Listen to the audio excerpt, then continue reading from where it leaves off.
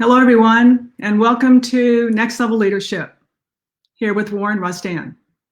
So great to see so many people here today.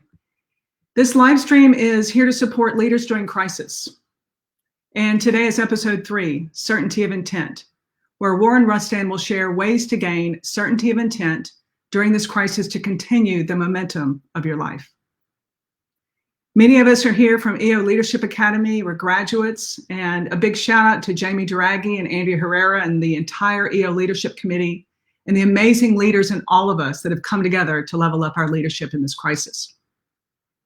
Most of you have heard Warren introduce dozens of times before, and it usually goes something like this. Here's Warren. For those of you that haven't heard, Warren Rustand is former CEO of Providence Service Corporation. He served as a member of a board of directors for over 50 public, private, and non-for-profit companies. Warren served as appointment secretary to President Ford, global chairman of WPO, co-founder and dean of faculty at EO's Leadership Academy. Countless awards, Sports Hall of Fame, White House Fellow, but the award he treasures the most is Father of the Year in his hometown of Tucson, Arizona. This is a conversation. Please post your questions. We won't get to all the questions, but they'll be addressed in future episodes. This live stream will live on this Facebook page as well as future episodes, so you can continue the conversation with Warren and with each other. You can also find this series on YouTube, Warren S. Rustand page. Thank you all for being here. We are all in this together. Here's Warren.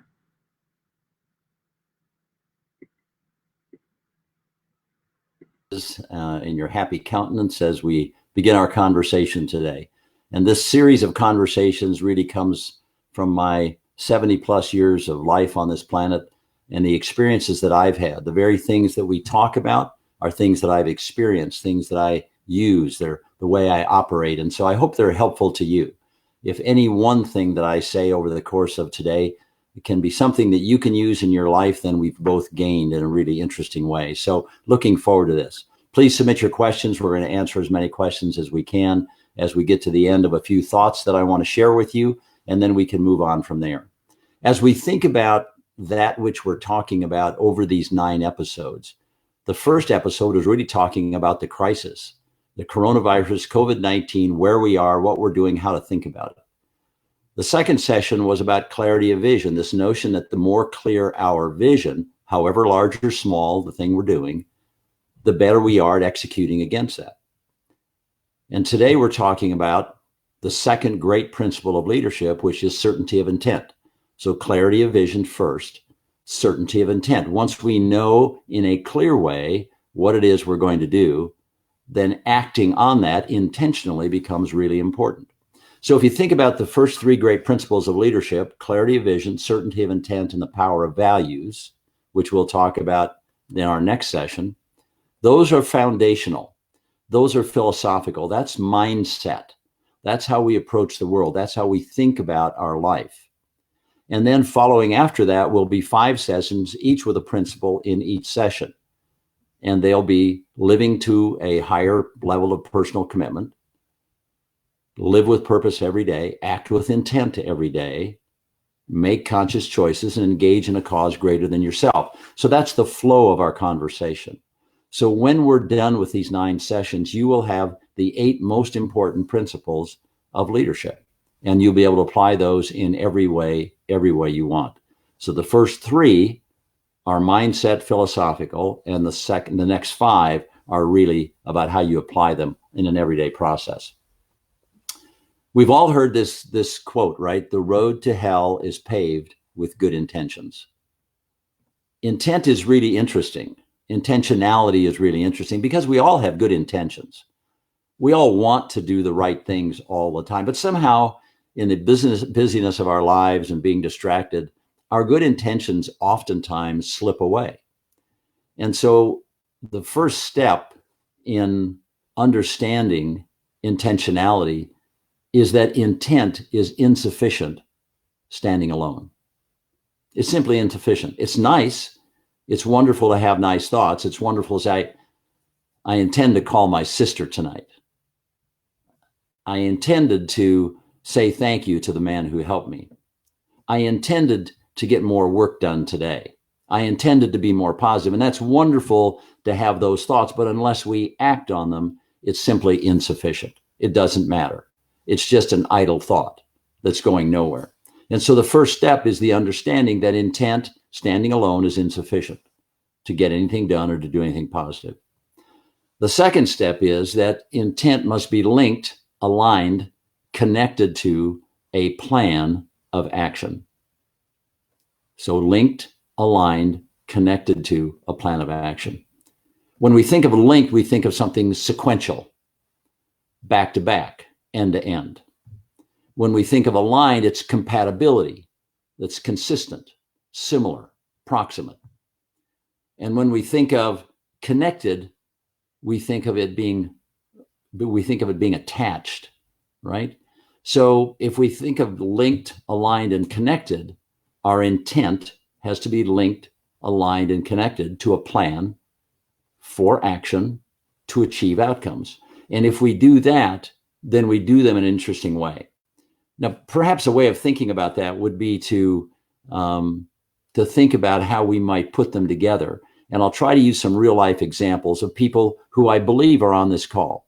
And I'll shout out to them and use them specifically by name because of the way in which they have taken their intention, linked, aligned, and connected it to a plan for action, which drove results. And when we do that, we really begin to transform our activities day to day. Again, however large or however small. Intent, the third step then, intent with disciplined action drives outcomes. That's what gets us to the end result that we want to have. So let me give the often cited example that I have, and I know he's on the call today. He gave a speech in Los Angeles in 2012, the end of 2012. A young man came up to me afterwards and indicated to me, introduced himself, Jamie Duhigg. And he indicated that he'd like to be the U.S. fencing champion. And so we talked for a bit, and I suggested if he really wanted to do that, he'd have to do everything that I say if we're going to work together. He said he would. We talked early the next week and committed to a plan. We started working together on January 1st, 2013. His goal was to be the U.S. fencing champion. Now, he'd been fencing his entire life. He'd had success, and he had had ups and downs, and he was stagnating at the moment and not achieving his goals and directions. And so we decided to work together. So the third week in June, I flew out to Los Angeles. This is now 6 months and 3 weeks after we started working together, and his application of the very principle of intentionality that we're talking about. Intent linked to a plan to action drives outcomes. And I flew out to the Anaheim Convention Center to see Jamie fence in the U.S. Fencing Championship. He was one of 68 that had qualified. His wife, Kathy, was there as well. And we cheered and yelled and screamed and watched him. And at the end of 2 days, 12 rounds of competition, he was in the championship or gold medal round. He lost that 10-9, but along the way, he had gained new disciplines and new ways of thinking. He had changed its mindset around intentionality. So what's Jamie done since then? Well, he's won 3 U.S. championships. He's been on 7 U.S. teams that have gone to the World Championship. And just this past October, in the World Fencing Championships in Cairo, Egypt, he won the bronze medal as the 3rd best fencer in the world. And he led the U.S. team to the silver medal, the highest finish it's ever had in world competition. So by linking his intent to be the U.S. champion to his plan of action, doing what we agreed to do every day, to his actions drove his outcomes. When we do that, it changes the game. Perhaps another example might work as well. Gave a talk in Montreal, Canada, got to know someone named Eric Nauman, who introduced himself to me. And soon after, we began to have telephone conversations about what it is. Now, Eric was a spectacular photographer. I've seen his work. He'd spent his whole life as a portrait photographer. In fact, I have one of his most beautiful photographs hanging in a place where I spend a lot of time. And he decided that he wanted to do something else. He wanted to change. And so with his partner, they decided to buy a manufacturing company. Now, there isn't much more dramatically different than being a photographer on one hand and running a CEO of a manufacturing company on the other hand. So they bought a small $3 million revenue manufacturing company. And in one of the first sessions I had with him, and I hope this doesn't embarrass someone who's sitting with him right now, I hope. But one of the first sessions I had with him, he told told me about the fact that he had been dating someone and they had just agreed not to continue dating. But the way he talked to me about it, it suggested his intent was different than the outcome. It suggested that he really liked her and wanted to pursue a relationship with her. And so I said, our first act in working together, Eric, is that you need to call Cleo back and express to her what you've just expressed to me. Intent, plan, action, outcome. So he called her back and he shared his feelings. She shared her feelings with him. They've now been together 4 years. They're a terrific couple, wonderful people, and they're being so successful in what they do. So now he had this young manufacturing company and he wanted to grow that manufacturing company. He remembered something Peter Drucker had said in one of his books, an organizational behaviorist, obviously, but Peter Drucker, one of the gurus in our space, said, culture eats strategy for breakfast. So he decided to focus on culture and focus on people and building his manufacturing company. So as he began to build, he concentrated in building a great culture with great people. Soon his people loved going to work so much and loved being in that environment so much because of the way he had built the culture that they talked to the newspaper, and the newspaper just a few weeks ago ran a full-length featured article on Eric Nauman on the front page of that newspaper entitled The Dream Boss. The man that built his culture intentionally created a great culture, which is driving his business now, not a $3 million business anymore, but a $25 million business growing at 40 to 50 to 60% per year. Intent, plan, action, outcome makes all the difference in the world. My third example for you is a young woman who lives in Los Angeles, and she's just a sensational lady. I've known her several years, and we probably go back to a time in Washington, D.C. I met her for the first time when I was chairing a public policy conference, and she came to that conference. Kirsten Dermer. And Kirsten is just an outstanding woman. But she's the CEO of a company in a male-dominated business. She leads a construction company. Now, she also races dirt bikes, and she runs half marathons, and she lifts weights, and she does all kinds of things. She's spectacularly disciplined. But she leads a business in an industry that hasn't been necessarily women-led. They build skateboard parks, one of the largest skateboard building construction companies in the world, turning out sensational products. But she has learned her intent, which was to build this company with others, of course, that she developed a very disciplined plan of how to do that. She then acted on that plan. She's now created a really sensational company. So her leadership, intent to plan, to act, to outcome makes all the difference in the world, just like Jamie and Eric. And it can for you as well.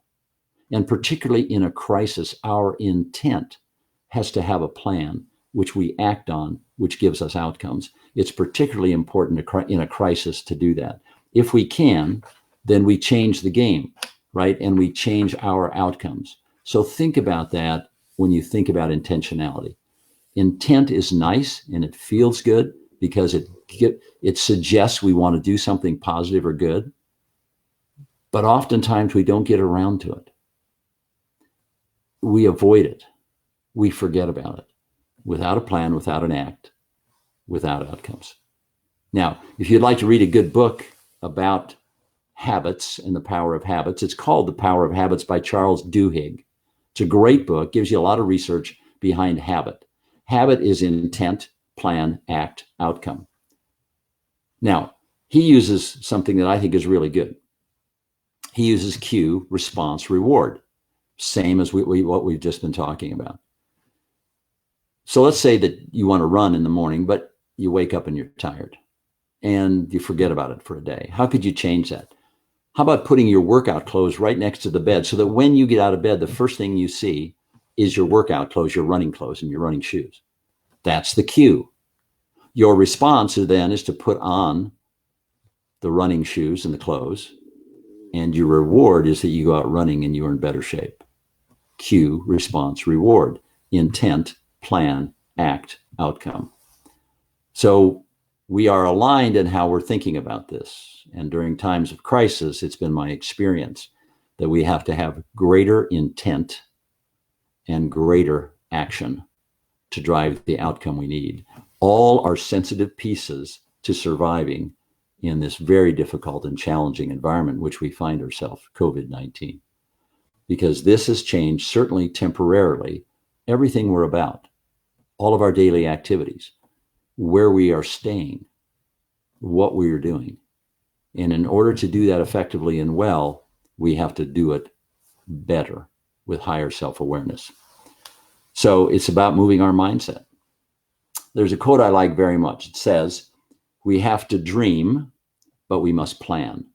We have to believe, but we must act. Just dreaming and believing is not enough. Just intent is insufficient standing alone. So if we can act on those three things, those three steps, then we have a great chance. Now, you'll recall in our very first session, I shared with you some things that I had thought about for our family during this crisis. And I stepped back from everything, found the time and space that I needed to really reflect, to really think deeply about, okay, we're in the midst of a pandemic. We're in the midst of a global crisis. It's affecting everyone. How are we going to act in this situation? How are we going to survive? And let me just run through those again. And they fall out in the 4 categories and 4 buckets that we always talk about, right? Family, business, community, and self. So for family, I first thought about protection. How will I protect the family? The second word, security. How will I be certain that we can get food, groceries, fuel, the things that we need for our family to be successful? And then the third thing I thought about was organizational discipline. How do we get through this, organizing our family in a way with discipline that drives the outcomes that we want? So protection, security, organizational discipline were the 3 thoughts that I had with clarity and with intent. Secondly, business. What were going to be the 3 critical things in our business? Cash, revenue, people. I had to get those 3 things right. So I defined my intent, developed the plan, acted on the plan, and it's driving the outcomes we're getting right now. What about my community activity? What about the things beyond my home, beyond our business, for which I'm still responsible, which I'm engaged, right? So first is, how do I serve others who are going through the same thing I am, but don't have the resources that I have, don't have the experience I have? How can I help others? So we've adopted a restaurant of a good friend of ours to try and make sure they make it through, ordering our food through them, making sure other friends of ours order their food through them. We're doing everything to sustain one entrepreneur. The next, of course, was, beyond that, was idea sharing. I belong to a group called the Southern Arizona Leadership Conference, 140 leaders from across Southern Arizona. I immediately contacted the president and said, here are some ideas about how we can organize business leadership in our community to share what we know. The third, of course, was partnerships. And how do we create partnerships with other families, with other people in need that we can help? And then finally is the notion of how do we take care of ourselves during this, because it's all for naught if we end up getting sick or having problems. So Dr. Jenny Evans has laid out the formula for us. Work out every day, which relieves stress and anxiety. Eat well, be sure we have good nutrition, and sleep well. And that's not always easy in a crisis, but when we do that, I think we have a better chance of having outcomes. So as we think about intentionality, it drives almost everything we do. Intent is pure and it's nice and it feels good, makes us warm, but unless we act on it, we will never have outcomes. So why don't we go to some questions? Winnie, I appreciate it. Thank you very much. I hope some of this has helped you in some way. Follow up with questions, contact me by text, email, telephone, however, and I'll spend as much time with you as necessary to be sure that it's as clear as possible for you to be successful. So Winnie, let me turn some time back to you. All right, thank you, Warren. Our first question, well, first of all, let me do some shout outs of where people are here from today. We have Romania, Guatemala, Colombia, Tanzania, Atlanta, Calgary, Vancouver, Malaysia, DC, South Florida, just incredible. The first question comes from Luisa Fernanda Galindo. How can we motivate our team? People are getting really pessimistic. How can I move them from that negative zone? Boy, in a crisis, but even when you're not in a crisis, communicate, communicate, communicate. Always stay in touch. Always be sending them something inspirational, something positive. Find positivity in everything that you do and share that with your team. Be upbeat, be positive. Don't yourself succumb to the negative. It just doesn't help anything. Negative doesn't attract success. Only positive attracts success. So communicate in every way you can, online, Zoom, Facebook, text, right? Send messages every way that you possibly can to your team. Our people are the most important part of our businesses, and we have to be honest and true with them. Be certain also that you're very transparent. Make yourself vulnerable. Share times when you've gone through tough stuff and that you have fought your way through it. All of us have. None of us have a cakewalk for life. None of us have a perfect life. So share, communicate, communicate, communicate. Vulnerability, transparency, honesty. It's going to pay off every time. Great, thank you. And it looks like Miranda Nyman has posted that summary of those words. Thank you, Miranda, I appreciate that. The next question comes from Caddy Duragi. In times of great distraction and uncertainty, what's needed on a daily basis to keep our focus on that certainty of intent? Very, very good question, Kathy. Thank you, because we're so often distracted, and it's so easily distracted. And entrepreneurs, particularly, and I've been an entrepreneur my entire life, are particularly distracted. Every shiny object we want to go chase, every new idea, every new book, every new Facebook post, right? We just chase things. It takes heightened self-awareness during crisis, I would say all the time, but during crisis specifically, to be sure that you are fixated on that which is most important. Very clearly, you have to define your priorities. It should be very clear in your mind what is your first, second, third priority every day when you get out of bed. And you should act on those specifically and just disregard, push aside, do whatever you have to do to keep from being distracted. So what I do is I keep about 20 or 30 poems in my head all the time. And when I find myself starting to get distracted, I go to the poetry. I go to a poem that I like very much. And I say, let me see if I can think of one that I like a lot. It's about goals. It's the very thing you're talking about. As I pause to think of something that sets some of us apart, it must be goals in life, a great place to start. Imagine playing football on an unmarked field of green, not a goalpost to be sought, not a goalpost to be seen. It would be an aimless battle where there's nothing to be gained, not a score to strive for, not a score to be attained. We must have purpose in our lives, for the flame that warms the soul is an everlasting vision. Every one of us must have a goal. And so I focus on goals. I focus on my priorities. And that poem helps get me there. Okay. So think of a song, think of a quote, think of a poem, something that'll keep you on task, because being on task in times of crisis is hard because of all the stuff that's coming at us. Warren, can we share that poem in the Facebook feed after this? Yes, happy to. I appreciate that. Okay, so next question is from Chris Jones.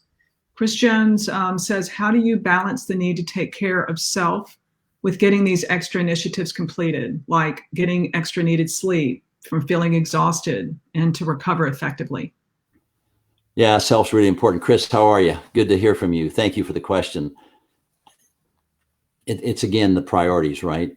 That if you're not good, if you're not healthy, if you're not strong, it's going to be difficult to get through the crisis. And it's going to be difficult for others to get through it with you if they see you failing.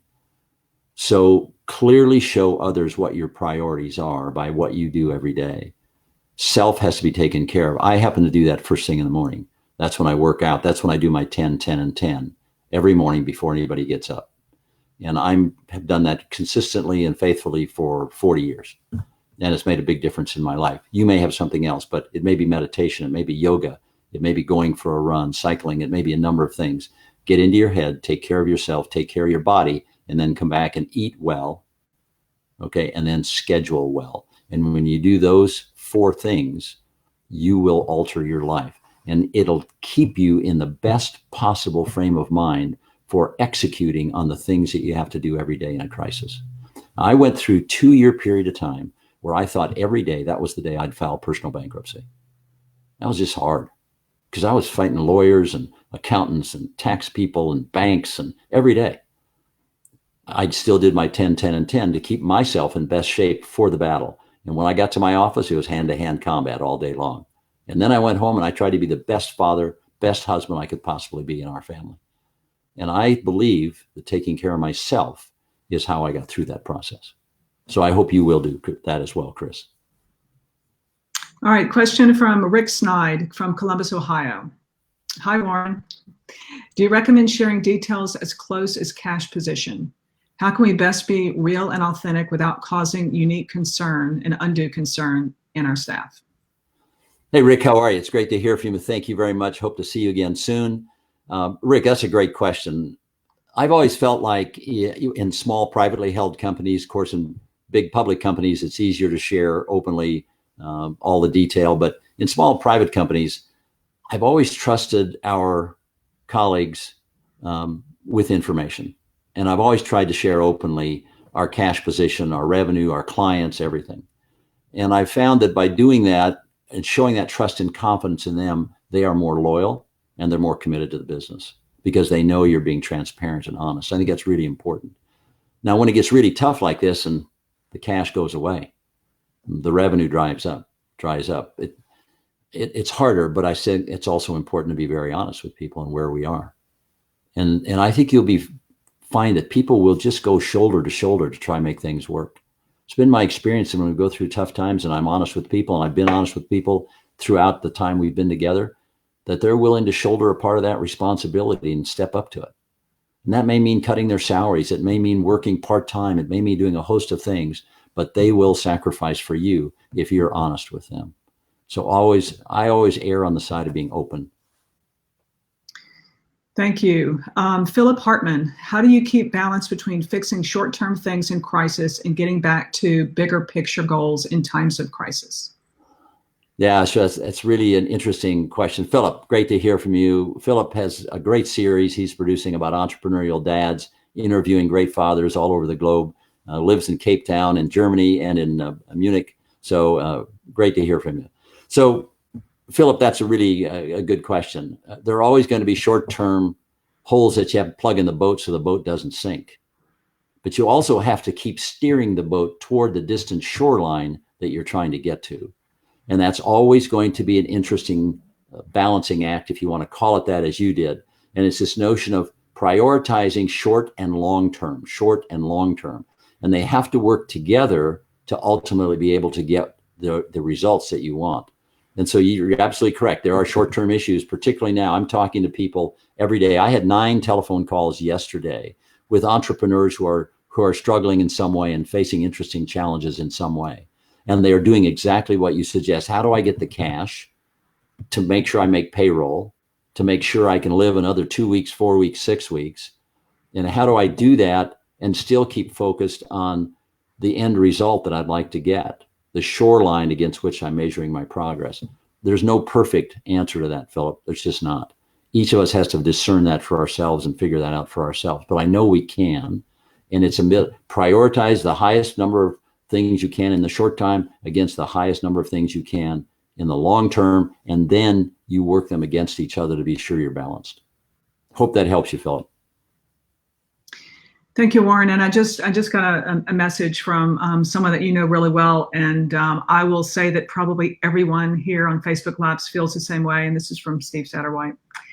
And it's all about really recognizing you and the love and support that you're giving all of us, because I know how many calls you've been getting every day. I know how selfishly you help people every moment during this crisis. And our sincere gratitude for giving so much to all of us. So that's from Steve and everyone else here. So thank you for that. I'm not doing any more than anybody else is doing. There are lots of people helping out during this time. And if there's something that I can do to help any one of you on this call and in this conversation, just contact me. I'll do everything I can. We got to work together to make this. It's just hard. This is a hard time. I get emotional about it. Yeah. The calls that I'm receiving are hard calls. There are a bunch of people who've lost their businesses. There are lots of families who are struggling, who just weeks ago were doing extraordinarily well. You and I have the obligation to help others.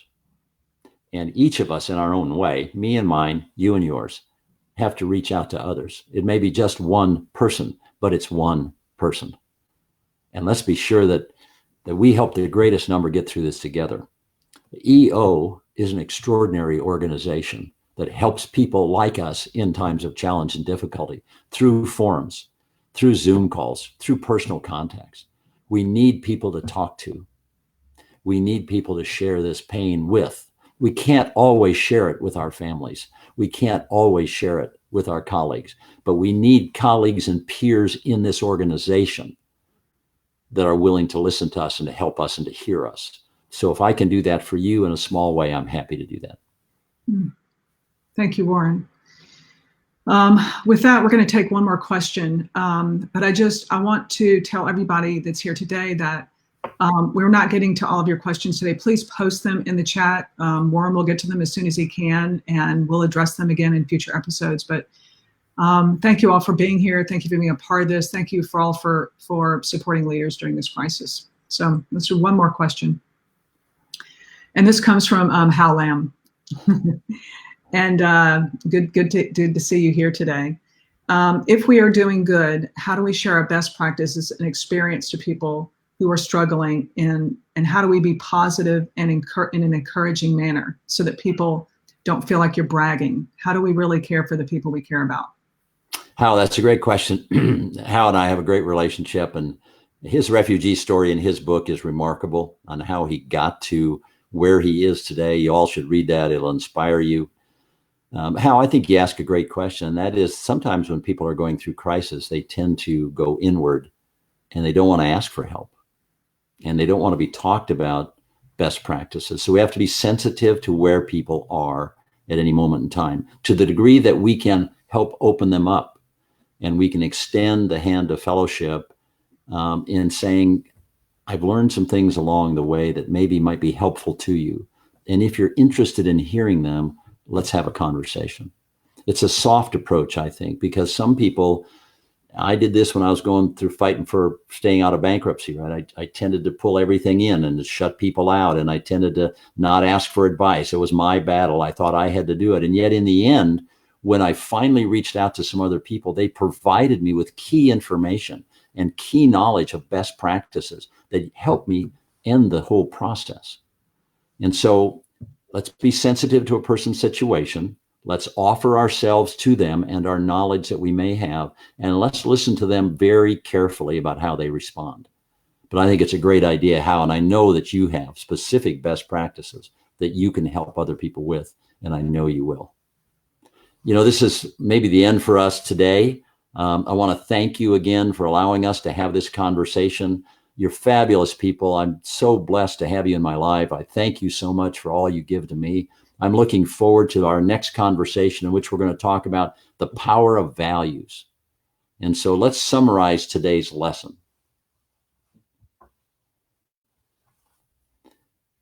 Winnie is going to put on the screen the 3 things that I think we can take away from today. First, intent on its own is insufficient.